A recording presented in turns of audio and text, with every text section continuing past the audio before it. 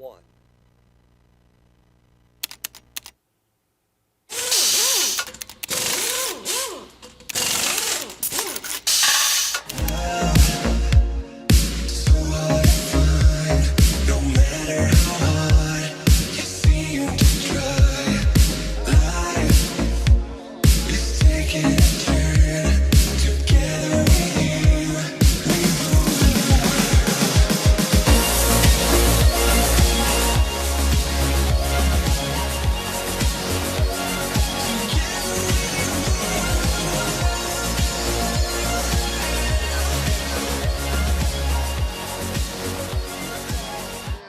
Said no,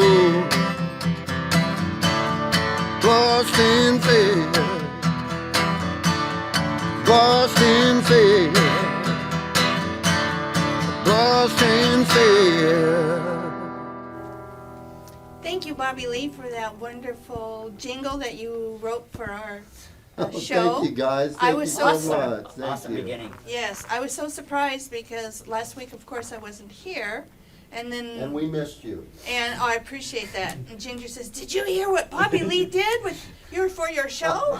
I said, "No." So I went right to the computer and clicked it on, and you just really tapped into the heart of what this is about. This is really about creating freedom for people Yes, it to is. see through the fear matrix. Because once you get out of that fear matrix, you can get into your love matrix. Yes, you can. Yes. Thank you, Carol. Awesome. Thank So- you, Sue. The last week I wasn't here because I had the most excruciating headache I'd ever had in my life. And I had to go to the emergency room at the hospital. My head felt like it was on fire. And I know, Bobby Lee, you waited about 3 hours to be seen. I waited 7. Oh my gosh. 7 That hours. is absolutely ridiculous. Unbelievable. Yeah, it was a busy night there. They had a gunshot wound and someone with a heart attack, and they say those kinds of, they pull Yeah. resources, and so of course we were there, and they said it'd be a couple hours. So after a couple hours, Mike went up to the reception and checked and said, "Be a couple more hours." Well, that was 4 hours. 3 hours later. Oh, you poor thing. 7 hours, yeah, it was just really quite horrible. But one thing that's really quite nice about that is that there was some concern with my age that there might be something going on in the head that would create such a severe headache. So we It went. wasn't me. It wasn't, no, it wasn't you, it wasn't anybody here. So what's interesting, they wheeled me down right to CAT scan in like 5 minutes, and then the good news is there's nothing in my head. Yeah, we've done that. Yes, Emptiness is beautiful. yes. And Ignorance is bliss. isn't it? yes. So I called Dixie because I know she was quite concerned, and I said, "Well, Dixie, there's nothing in my head," and she got the metaphor right away. And so I thought I would take that experience about nothing in my head and just share some information that has really helped me. And one thing I've noticed is that the practice I have been studying for several years now has helped clear out that mind chatter, the self-deprecating thoughts, clear out the dogma, so that those thoughts wouldn't get in my way, and I could have an authentic experience. And when I was listening, a few months ago, or as I've been going through this process, to the silence in my head, being silent at one time in my life really, really terrified me. And so here I am involved in this practice to quiet the mind and help the mind heal, so that you can start. The reason you need the mind to go quiet and heal is so that you can actually hear the message that's coming through from the divine. And the divine provides messages in all kinds of levels. And one of those levels is, I will refer to, 2 weeks ago we were in Las Vegas. Mike's sister retired, and she wanted to go to Las Vegas to celebrate, and so we joined them there. And one of the hotels we walked into was a Palazzo, Yeah. Yeah. and it's connected to the Venetian. And in the Palazzo, in the entryway, they had this most beautiful waterfall, and it's open, and the sun is shining down, and it's part artificial, part natural, this beautiful garden. And the flowers of course they were man-made. I mean, they were huge flowers, but it was like inviting a person into an experience of heaven. It was so magnificent, and just to watch the people meander and kind of be in awe, and you could tell the people really appreciated that effort that hotel put into welcoming you. Well, when I saw that, at the same time, I had like a triple or quadruple experience, because it was very interesting, all this stuff rolling around at once, because they want to entice you in, of course, to spend money. There's nothing wrong with spending money. But to create a metaphor, and you can't really, heaven or being in a divine experience isn't necessarily physical, but it's an energetic association, or an energetic feeling, or it's seen through the fear also. And once you start to see through the fear, you no longer have to be manipulated by it. So in that moment, I was trying to think, how can I express these several different things that are going on? And I happened to get an email from someone, and I read this and I thought, oh, this is so appropriate to express a new way of looking at things. I call them metaphors. This person calls it paralogical thinking. So it's just another way of seeing what is going on beyond just the physical elements that you see and that you can feel and that you can touch. So I'm just going to read this here. Quantum physicists found that on a deep level, reality has to be understood inherently paradoxical. That has huge implications. It means we can't think about the deep mysteries of life using normal logic, because normal logic treats paradox as illogical. We need a way of thinking that can embrace paradox. We need to think paralogically. The great psychologist Carl Jung contrasted what he called the niggardly ether, or with the glorious both and. That is a simple way of differentiating logical and paralogical thinking. Logical thinking is an either or. Paralogical thinking is both and thinking. And that's probably likely what I had, was a paralogical experience there, to see both sides at the same time in the palazzo, and that I don't know, what the mezzanine, whatever you call it. Logical thinking says that light is either a wave or a particle. It can't be both. Paralogical thinking says the light can be both a wave and particles, because life is inherently paradoxical. And that's when we get locked into a dogma thinking either or. We need to step into considering that there are more than just an either or situation. It could be far more and far greater and far richer. One of a great metaphor to share, if you ever watched the movie Sister Act with Whoopi Goldberg, she was using contemporary songs, but they were about the connection with the divine source, or Jesus. Whoever that character was, I don't know, but it was a great metaphor to understand that a contemporary song can be very applicable to a current experience, and you don't have to look at it as though it is logical either or. For instance, here's a paralogical thought I've been thinking about after reading this. How many people have ever seen Jesus in this that are alive now? I mean, actually seeing a physical being, and yet we have a huge belief in that expression of that person. How many people have actually seen a devil, or the devil, or Satan? Most people have not seen either. So how can they both be real, or logical, or true? And maybe we can have, if somebody has seen him, give us a call. Yes, give us a call. Thank you. 360-693-7544. This is a live call-in show, and if you have some thoughts to share on the topic, or some other thoughts about busting through any kind of fear that has confronted you and you have been victorious, because that will certainly help other people, 360-693-7544. Just let me get through the rest of this. I've got this piled up and I have to get it out. Okay. Okay, let's see. It can't be both, okay. This is okay, the opposite of a trivial truth is plainly false. The opposite of a great truth is also true. This is a wonderful statement of the difference between logical thinking and paralogical thinking. Niels Bohr says that we need to think in different ways depending on whether we are looking for trivial truths or great truths. If we want to understand the surface of life, logical thinking works perfectly. But to understand the depths of things, we need to think paralogically. So we need to see just beyond the surface. You see an apple, but the apple was really a seed before it became an apple.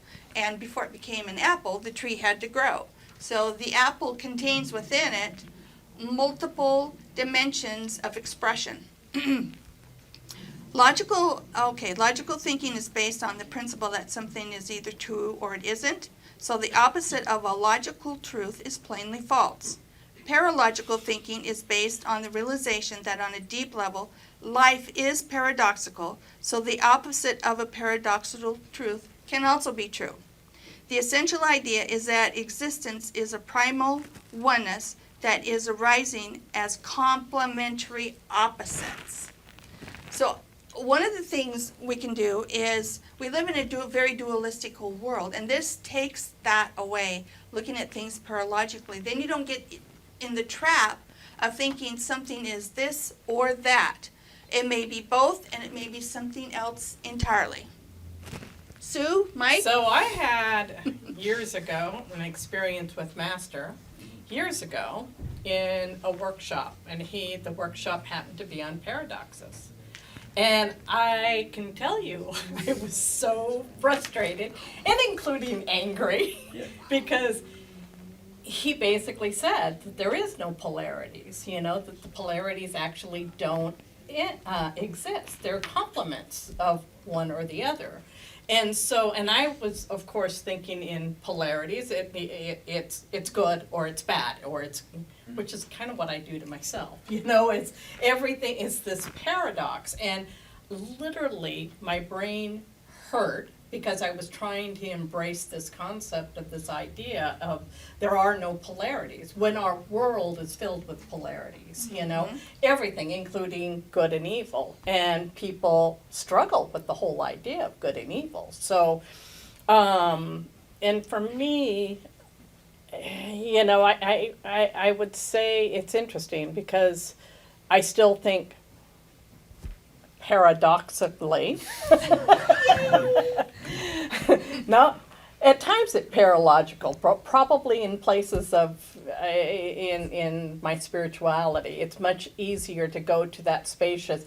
But when you were talking, what came up for me is the whole idea that people around us give us an opportunity for a paradoxical experience, paralogical experience, because each of us carries our own innate, essential experience. And what I experience isn't going to be what you experience or what Michael experiences.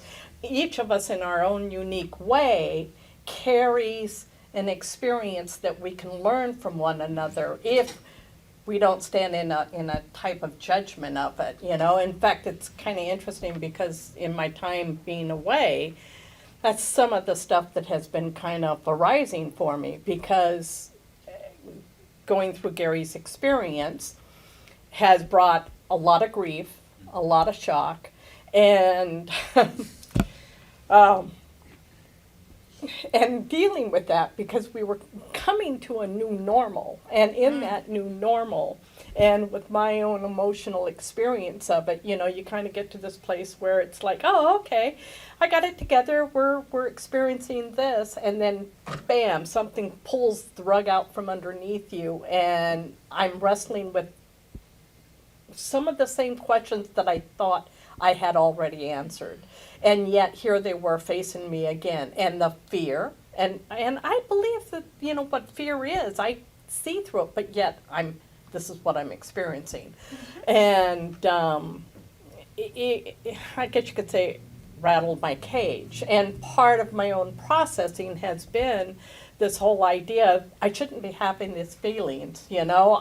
What do I do with it?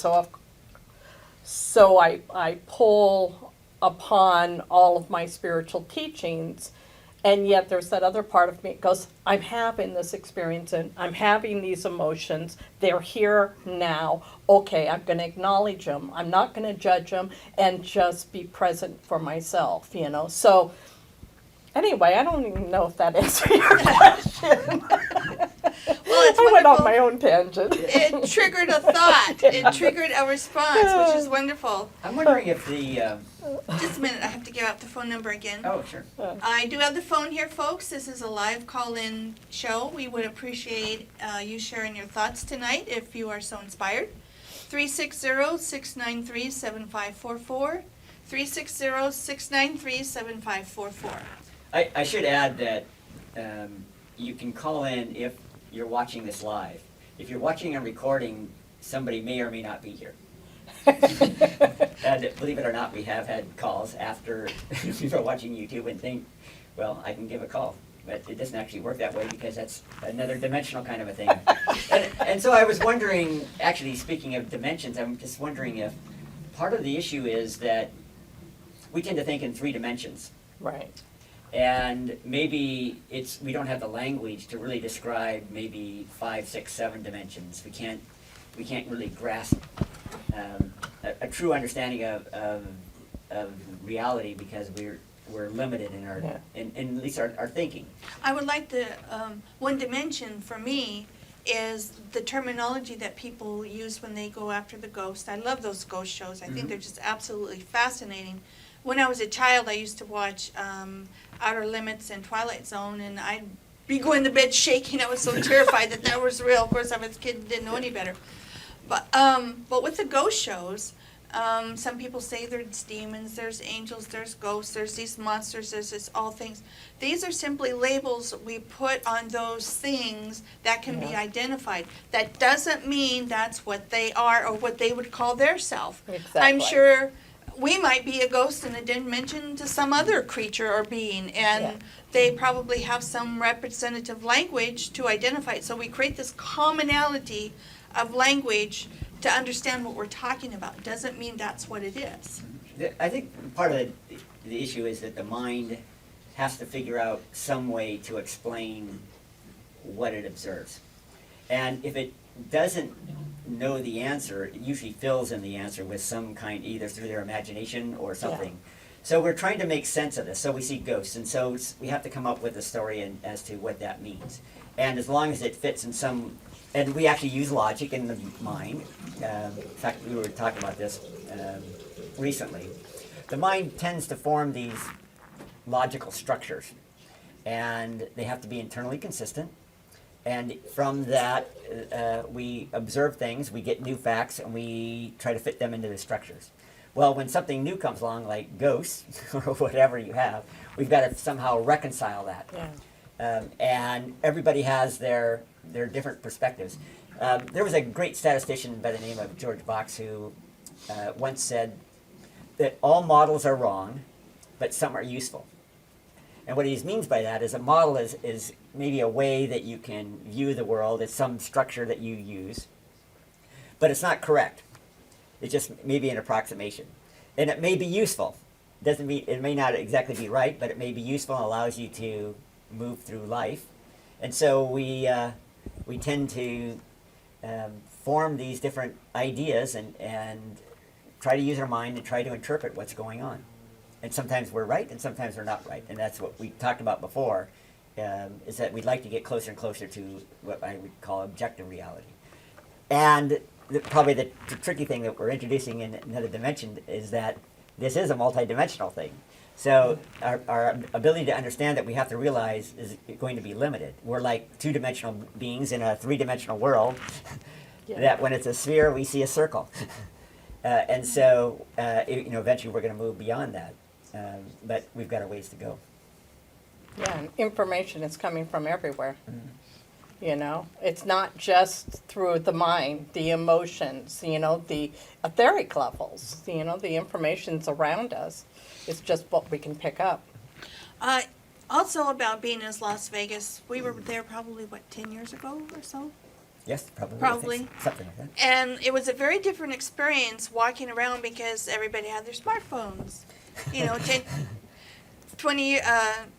10 years ago, there were no such things. So it was a very different environment to see people acting with each other, taking picture. We parked and Michael's sister said, take a picture of the pole so you could find Find the your car when it comes car. back, and I used it. So you don't have to remember and repeat it in your mind. And just take a picture. It was such a brilliant Yeah, it's a thing to good say. idea.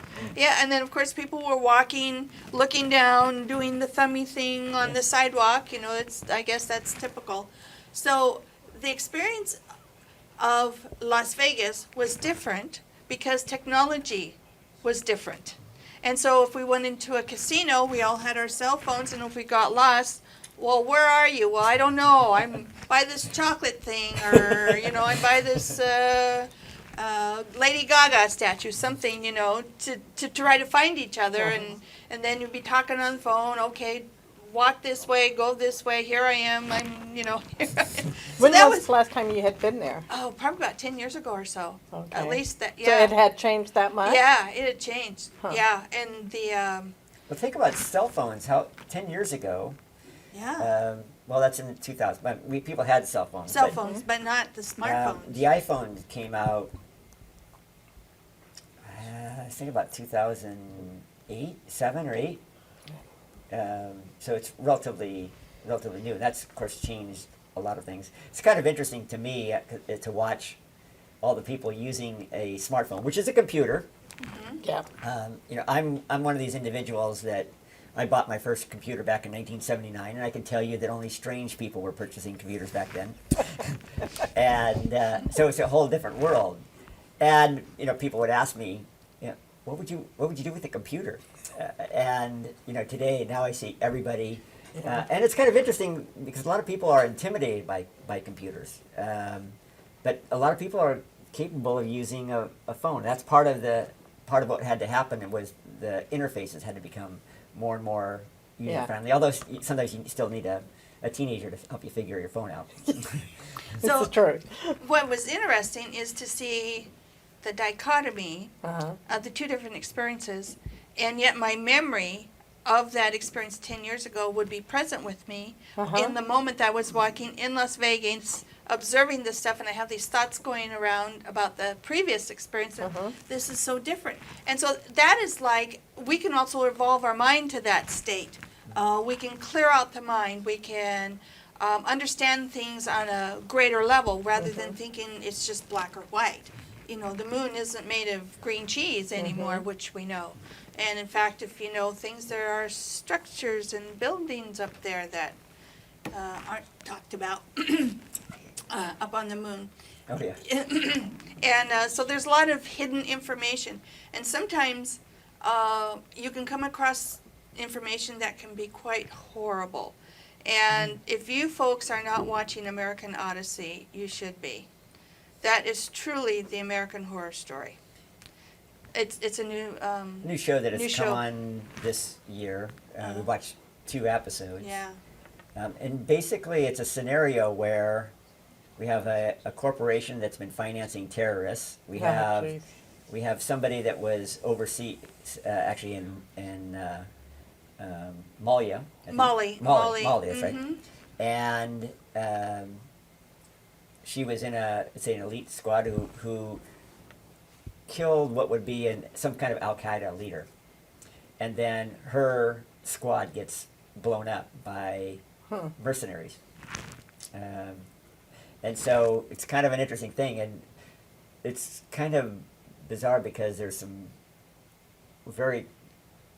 true parallels. I was going to say, it sounds like what's really happening. Yeah, you know, we can look at tracing the finances Yeah. of what happened with, for example, ISIS and where their funding came from and that kind of thing. But it's kind of off topic. Just a reminder, this is a live call-in show. You can dial in to 360-693-7544. 360-693-7544. I want to reference last week's discussion on the underground, which was very lively and interesting. And I really want to compliment the fellows for having that discussion, because you could see there was real respect for each of the different individuals' ideas and opinions.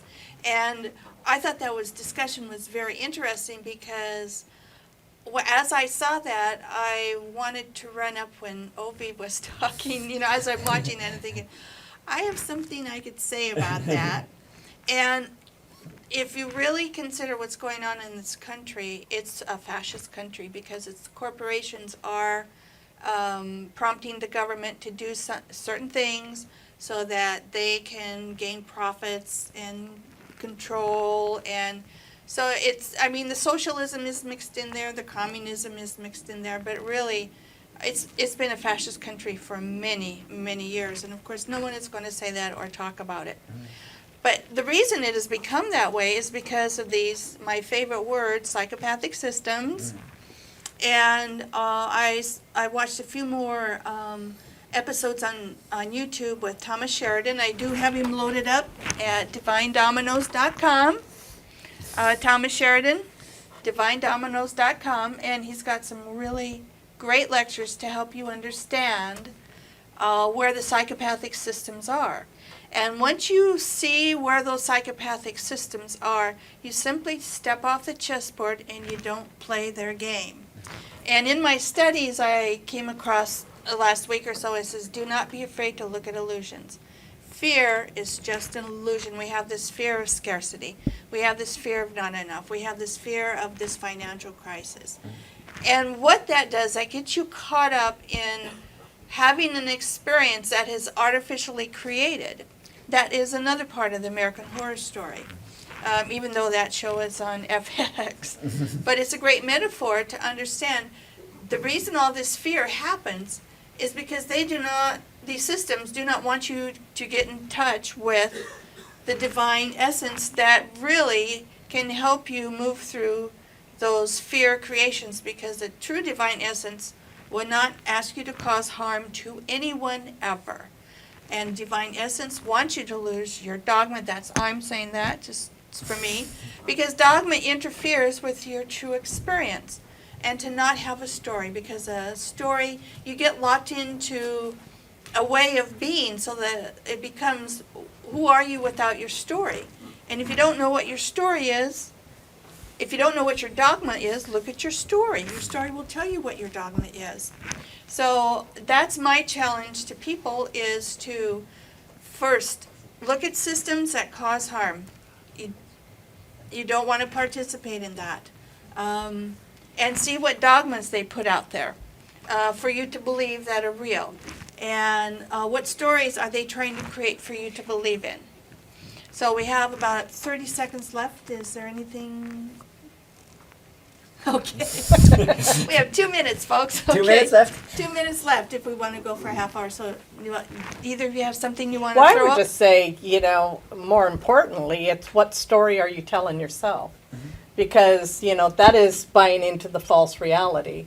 And as you said earlier, if we have a story and we stick by that story, it's some kind of dogma that we're playing out, that we have put all of our energy into believing this is my story, whatever that story is. So I would say it was more important for people to check out their own stories, which we have a lot of them. Yeah, and maybe that others can see your story Yeah. and you're buried in it Yeah. and you can't necessarily see it. Yeah. Yeah. It's true. Well, Bobby, Yes. Lee, would you like to take us out? You betcha I would. Absolutely. You're going to tell us a story.